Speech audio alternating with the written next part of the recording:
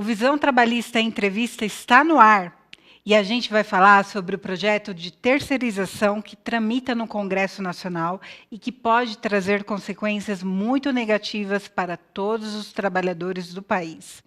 O projeto passou pela Câmara dos Deputados e hoje está na Comissão de Constituição e Justiça do Senado, que colocou a questão para ser discutida em audiências públicas por todo o Brasil.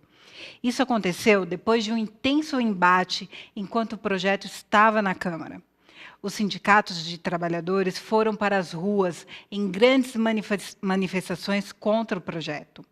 Os sindicatos de trabalhadores defendem a regulamentação da terceirização, desde que não abra possibilidades para precarização. Mas é isso que o texto aprovado na Câmara possibilita, já que ele abre as portas para a terceirização das atividades fins das empresas. Ou seja, se hoje serviços como portaria, limpeza, logística, informática ou telefonia são terceirizados, amanhã tudo poderá ser terceirizado, inclusive a linha de produção. Bom, e para explicar em que pé está esse projeto de terceirização, hoje a gente conta com a presença da Marilane Teixeira, que é membro do Fórum Nacional de Combate à Terceirização, que está estudando e também trabalhando em relação a esse projeto. E antes da gente partir para a nossa entrevista, eu quero convidar você a comentar e a sugerir temas para o nosso programa, usando a hashtag VTEntrevista e também mandar e-mails para o contato.imprensa@sindimetal.org.br. Bom, Marilane, obrigada novamente pela sua presença aqui no nosso programa. E aí eu queria que você contasse para quem está nos assistindo o que é esse projeto e qual que é a situação dele na tramitação no Congresso. Então, muito obrigada também pelo convite, pela presença, pela oportunidade de estar aqui novamente com vocês. O projeto Lei de Terceirização ele é bastante antigo, ele já tem 12 anos. Ele foi apresentado pela primeira vez em 2004, no Congresso Nacional, pelo deputado federal da época, o Sandro Mabel. E eu posso te dizer que nós estamos há 12 anos lutando para impedir que esse projeto seja aprovado pelo Congresso. Ele tramitou em várias comissões de trabalho durante todos esses anos e ele foi sendo modificado na medida em que os relatores que assumiam a relatoria do projeto foram alterando aspectos dele. Bom, mas, em síntese, o projeto ele só piorou de 2004 para cá.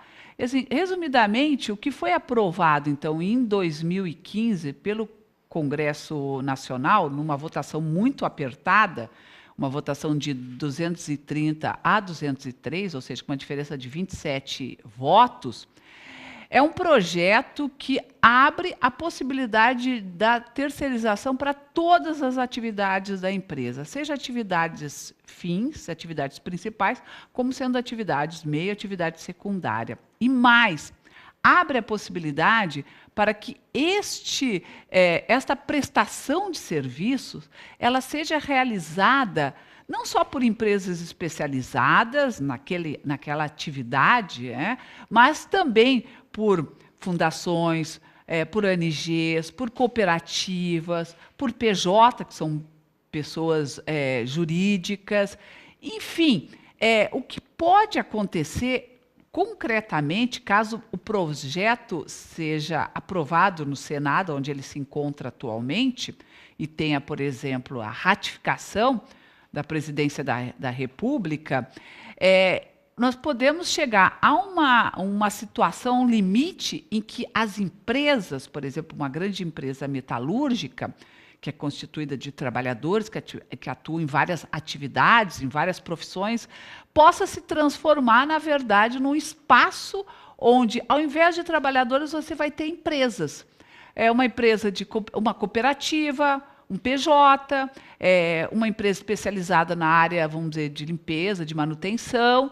Então, o local de trabalho, da forma como a gente conhece hoje, não só numa indústria metalúrgica, mas também no comércio, no serviço, numa escola, ele pode se transformar num espaço de várias empresas que podem, em determinada medida, realizar o trabalho a atividade dentro daquele local de trabalho como fora daquele local de trabalho.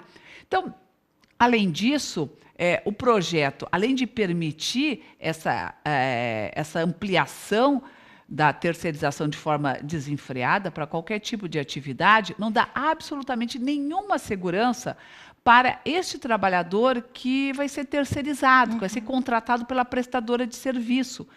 Ele pode ser demitido a qualquer momento, ele pode mudar de prestadora de serviço, por exemplo, por uma exigência da tomadora de serviços, ele pode ser contratado por um salário inferior ao piso salarial mínimo daquele trabalhador que, se estivesse contratado pela tomadora de serviço, estaria recebendo. Ele pode ter o seu contrato de trabalho interrompido, ele pode ter as suas férias negadas, porque ele é transferido para uma outra empresa e que, portanto, ele tem que continuar com o contrato de trabalho para outra empresa. Ele está submetido a condições de trabalho extremamente precárias, porque não há nenhum tipo de proteção do ponto de vista da saúde e segurança de trabalho. Ele, muitas vezes, sequer foi treinado para aquela atividade e o objetivo principal disso tudo é reduzir custos. Então, quando uma empresa tomadora de serviço opta por isso, ela tem como principal objetivo reduzir custos. Você tocou em vários problemas. Por exemplo, os sindicatos metalúrgicos têm um levantamento em relação à questão de saúde e segurança. E algo que chamou muita atenção para nós foi que a questão da terceirização ela não é tão presente porque hoje, na convenção coletiva, ela limita para que não aconteça nas atividades fins. Mas, mesmo havendo essa limitação, a gente tem, entre os acidentados, um percentual de terceirizados. E aí, quando você fala da questão da saúde e segurança, chama muita atenção, porque, entre os terceirizados, o nível de acidentes é muito alto. Então, o que você está dizendo é que, se passa esse projeto, a gente tem essa situação ampliada.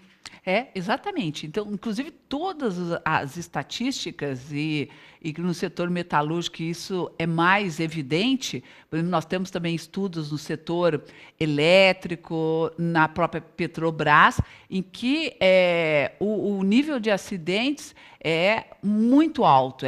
Por exemplo, corresponde a quase 80% a 90% do total dos acidentes ocorridos, seja na refinaria, seja no setor elétrico. Justamente por isso, Jeane, por falta de preparação, de treinamento e de capacitação. Porque, como a motivação é redução de custos, além de não ter a preocupação com a capacitação dessa trabalhadora para exercer essa função, também reduz os recursos em relação a próprios equipamentos de segurança de trabalho. Sim, sim. E a gente vai continuar nesse assunto. A Marilane falou de existir empresas dentro de empresas. Essa é uma realidade que, por exemplo, em montadoras, hoje, a gente encontra muito. Você encontra uma grande montadora que, na verdade, ela é só a casca, e tem outras empresas ali trabalhando para ela. Volta com a gente no próximo programa, que a gente vai dar continuidade. No próximo programa, não, no próximo bloco, que a gente vai dar continuidade nesse assunto.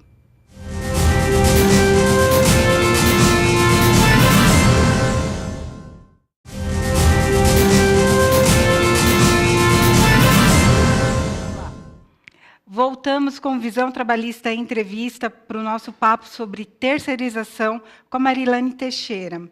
Marilane, uma das preocupações do movimento sindical, quando esse projeto passou na Câmara, é justamente com a terceirização da atividade fim. E aí eu te coloco outra pergunta. Ao terceirizar a atividade fim, se isso vai para frente, que a gente espera que não vá, aumenta a rotatividade, que é outro problema grave que a gente tem. Como que fica essa questão? Claro, Cristiane, todas essas possibilidades, elas estão presentes quando a empresa opta por contratar parte dos serviços. Porque, assim, o que para nós assim, é muito importante enfatizar, e por que a terceirização é uma motivação importante das empresas? Porque nós temos uma característica, por exemplo, no mercado de trabalho brasileiro, que setores econômicos e atividades profissionais, como, por exemplo, metalúrgicos, químicos, bancários, setor elétrico, petroleiros, são categorias que, dada a sua história de luta, têm convenções coletivas muito avançadas, com padrões salariais, por exemplo, bastante elevados. Em alguns casos, o piso salarial dessas categorias corresponde a 2 salários mínimos. Então, assim, todo trabalhador ou trabalhadora almeja ter um ambiente de trabalho com um salário que seja digno, com uma convenção coletiva que garanta benefícios, por exemplo, e isso é uma realidade, principalmente no setor metalúrgico, e entre outras. Então, a motivação por terceirizar é uma motivação em que, assim, esse trabalhador, essa trabalhadora que vai ser contratada através de uma tomadora de serviço, de uma prestadora, vai ter todos esses direitos rebaixados, porque vai ser contratado por uma prestadora de serviço que está, na maioria das vezes, ligado a uma categoria profissional que tem muito mais dificuldades de conquistar e de ampliar direitos para a sua categoria, pela dispersão, pela pulverização, pela representação sindical mais frágil. E, evidentemente, a rotatividade é uma expressão disso, porque essas categorias mais organizadas têm trabalhadores com nível de qualificação muito maior e que, portanto, a rotatividade ela está menos presente, porque custa para a empresa o processo de formação, de qualificação desse trabalhador, e não interessa a ela dispensá-lo, porque não vai encontrar depois um outro trabalhador nesse mesmo nível. Quando contrata através de uma prestadora de serviços, essa responsabilidade não existe mais, não existe a responsabilidade pela qualificação e muito menos pela profissionalização e pela manutenção desse emprego. Porque se a motivação é reduzir custos, se a tomadora de serviços, por exemplo, pressiona a prestadora de serviços para que ela reduza o preço do contrato firmado com a tomadora, a primeira coisa que a prestadora de serviço vai fazer é pressionar o trabalhador para rebaixar salário, rebaixar direitos. Então, ela vai demitir, ela vai contratar outros com salário menor, porque a pressão pela redução de custos é uma pressão, ela é permanente nos contratos de prestação de serviço. Imagino. E assim, mas tem todos esses problemas, por que tem alguns setores, e principalmente a grande mídia, ajuda a difundir que a terceirização é o melhor dos mundos, tem um fundo de modernidade que é adequar o país ao comércio internacional. Por que tem esse discurso? Claro, esse discurso, inclusive, ele já começa nos anos 90, quando a terceirização ela era vista como a principal estratégia para a retomada e recuperação dos níveis de emprego, que na prática não aconteceu. A década de 90 termina com o nível de desemprego dos mais elevados, né, da economia brasileira e com um percentual de contratação de prestação de serviços naquela época, através da terceirização, correspondia a 90% dos empregos gerados. Então, hoje, ela é vista como sinônimo de competitividade, produtividade, ou melhorar a performance da indústria brasileira no mercado internacional significa se tornar mais competitiva. Competitiva de que forma? Reduzindo custos. Precarizando o trabalho, evidentemente. E aí, a pressão, inclusive, dos analistas que defendem essa ideia é de que terceirizar faz parte da modernização e tudo que é diferente disso é retrógrado e atrasado. Só que retrógrado e atrasado é ter, por exemplo, a situação que a gente vivencia hoje, que tem 1,5 milhão, por exemplo, de mulheres trabalhando no trabalho a domicílio, principalmente na indústria de vestuário e confecções, para empregadores que elas não têm a menor ideia de quem seja, trabalhando de 12 a 14 horas por dia, sem interrupção, e recebendo uma miséria sem nenhum tipo de benefício de assistência social. Então, quer dizer, ser moderno isso, imagino qual é a concepção que a gente tem do empresariado brasileiro em relação à modernidade. E a mídia, ela se favorece desse discurso, porque os grandes meios de comunicação também terceirizam. A maior parte dos contratos, por exemplo, realizados com os profissionais dos meios de comunicação é feito por uma prestadora de serviço ou através de uma pessoa jurídica, através de um PJ. Então, a elas Convém. exatamente interessa que esse projeto que se encontra hoje no Senado seja aprovado da forma como ele foi enviado pela Câmara. Agora, a sociedade brasileira já se posicionou contra esse projeto.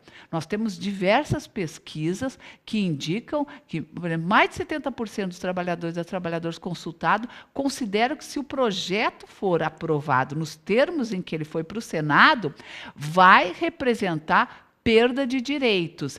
E, inclusive, se a gente comparar o processo no ano passado, no Congresso, entre a primeira votação, que foi 8 de abril, e a última votação, que foi no dia 22 de abril, quando aprovou essa redação, houve uma mudança substantiva dos votos no Congresso, por conta justamente da reação da sociedade brasileira ao projeto. Pressão popular faz toda a diferença.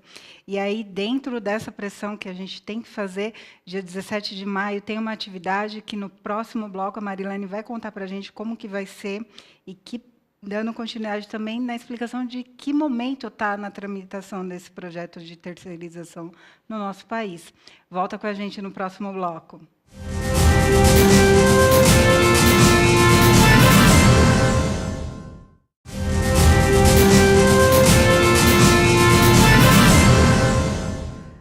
Voltamos com Visão Trabalhista Entrevista.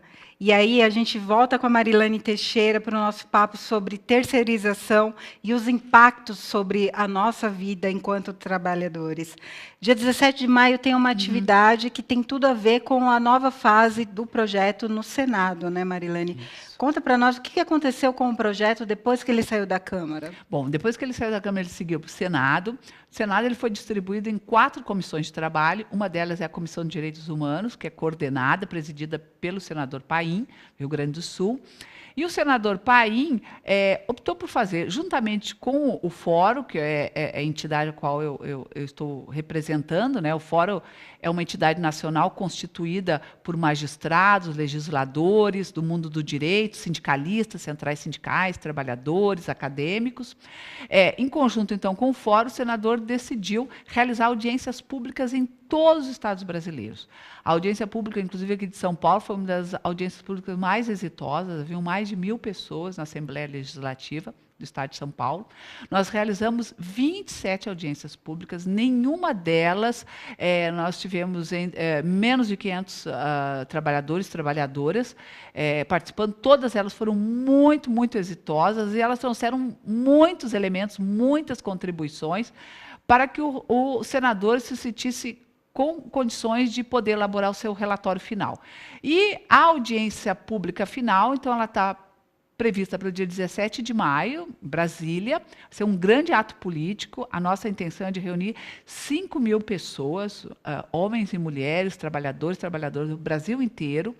E, nessa audiência, mostrar mais uma vez o nosso repúdio ao projeto de lei que se encontra no Senado, denunciar o seu caráter de retirada de direitos, talvez represente o maior ataque aos direitos trabalhistas que a gente tem conhecimento desde o surgimento da CLT, na década de 40, porque tudo que a gente conhece hoje como trabalho, relações de trabalho, direitos, vai ser destruído caso esse projeto seja aprovado.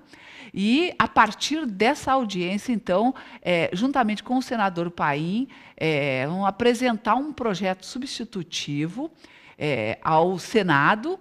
E, a partir do projeto substitutivo, então, aí nós vamos nos sentir em condições de poder apresentar o projeto para a votação, que provavelmente ocorra somente no segundo semestre de 2016 ou, quem sabe, somente em 2017.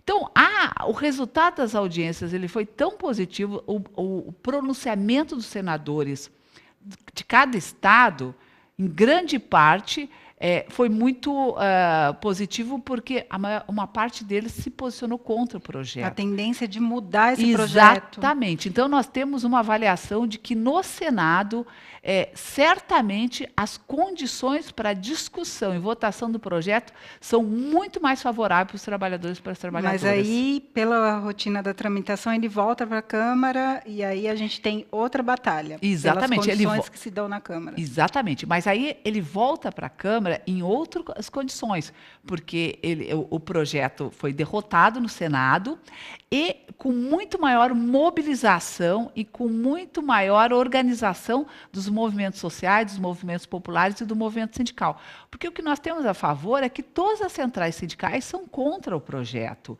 Então, todas as centrais sindicais contra o projeto, a Associação Nacional dos Magistrados, legisladores, a Associação Nacional dos Procuradores do Trabalho, a sociedade em seu conjunto é contra o projeto. Então, é muito difícil, é quase impossível imaginar que o Congresso Nacional ele seja completamente cego a esse desejo da sociedade, que é de derrotar o projeto, o PLC 30, que atualmente se encontra no Senado. E o ato acontece no mês do trabalhador, no mês que configura mais um ano que a gente marca a nossa luta contra a precarização. Claro. Tem tudo a ver a gente participar, a gente marcar a nossa presença, quer nas redes sociais, quer quem não puder estar em Brasília, fazer nas capitais, alguma atividade para marcar a posição contra esse projeto que, certamente, quando a gente vai nas fábricas, e muitas vezes a gente, como eu falei, no meio metalúrgico não tem tão presente, mas existe, porque tem o pessoal da logística, tem o pessoal da limpeza, e a gente conversa com o pessoal. Claro. E é incrível como o pessoal coloca, eu sou terceirizado, ele não coloca a profissão dele. Então, essa questão de se colocar como diferenciado, ela pode aumentar, e é contra isso que a gente tem que lutar. A gente tem que lutar para avançar, não é isso, Marilane? Claro, exatamente. Inclusive, isso é um dos aspectos mais perversos da terceirização. É que o trabalhador, a trabalhadora perde a sua identidade de classe, perde a sua referência como trabalhador. Então, quando você pergunta a ele qual é a sua profissão, já não sou um terceirizado. Não é um trabalhador da manutenção, da limpeza, do asseio, da vigilância, não, ou da cozinha. Não, eu sou um trabalhador, uma trabalhadora terceirizada. Então, é uma falta de identidade. Exatamente. Segunda classe é um trabalho invisível. Muitas vezes ele não tem acesso ao mesmo restaurante, não tem o mesmo acesso à mesma entrada, tem que utilizar um uniforme separado. Todos os problemas que ocorrem no local de trabalho, é fácil atribuir a responsabilidade ao terceirizado. Então, por isso que essa luta ela é muito importante, porque é uma questão de resgatar a dignidade do trabalhador e da trabalhadora. E ocorre justamente no mês de maio, porque é um mês cheio de significado, cheio de simbologia, que é um mês em que a gente reforça e fortalece cada vez mais a luta contra qualquer tipo de precarização do trabalho. E, Cristiane, eu posso te assegurar com toda certeza, tem mais de 50 projetos precarizadores hoje no Congresso para serem votados a qualquer momento para tirar direitos. Mas esse projeto, sem dúvida nenhuma, ele é o pior de todos, porque ele vai tirar toda a dignidade, todo o direito que o trabalhador e que a trabalhadora e que nós construímos na luta, o movimento sindical construiu nos últimos 50 anos. Então, essa iniciativa é muito importante, nossa, de vocês, de divulgar, de dar visibilidade para esse projeto e dizer que nós estamos muito organizados, nós estamos em luta e nós não vamos deixar passar esse projeto. Quando você fala dos 50 projetos, tem ainda as ameaças da CNI, que são 101 propostas de precarização. Tem muita coisa que a gente tem que estar atento, tem que estar ligado nas redes alternativas do sindicato, outras redes. Marilane também representa o fórum também tem meios de divulgação. E isso aqui que a gente está fazendo é uma das mídias que a gente pede para você que compartilhe, para que a gente ajude a formar opinião contrária a esse tipo de projeto. E o nosso programa está chegando ao fim. Eu agradeço demais a sua participação e, com certeza, a gente vai continuar aí na luta contra a precarização. Obrigada. A gente fica por aqui. E você já sabe, para ficar por dentro de mais informações sobre terceirização e outros assuntos que interessam a você, trabalhador, acesse o nosso site www.cintimetal.org.br. Lá você confere as outras edições do nosso programa, assista e compartilhe. E não deixe de curtir a nossa página no Facebook. Tchau, até a semana que vem.